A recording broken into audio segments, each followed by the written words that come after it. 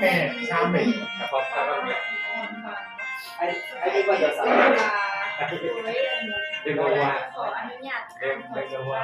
คือมีว่าจะบอกอ่านส่งน้ำส่งฝาเพราะว่าก็ได้รางวัลซื้อไล่มาใหม่แต่ว่ามันยาวโพดเลยสิอ่านบทอื่นแต่ว่าก็เป็นผลงานของเพิ่นคือเก่า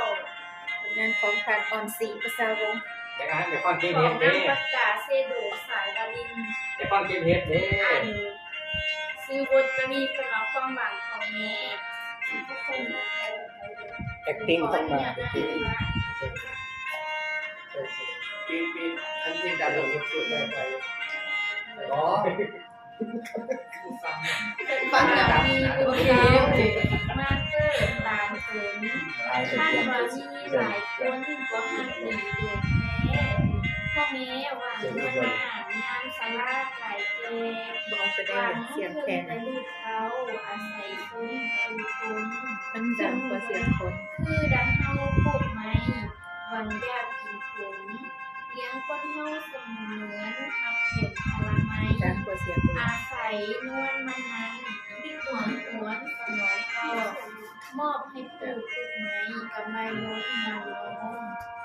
ลูกแม่เคยร้องวอนเพียงห่วงในอุดร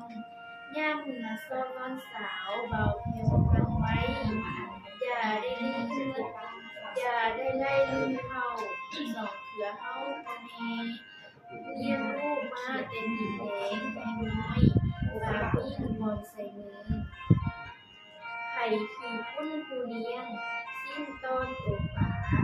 ย่ำใหญ่มาแลเหลียวต่อผลคุณทานด้วยอาหารหวานซุ่ม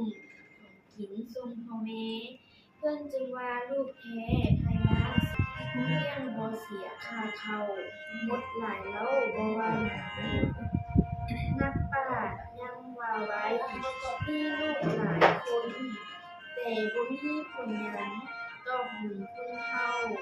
เปรียบดังไม่เมียเล้าของการที่ตาเป่า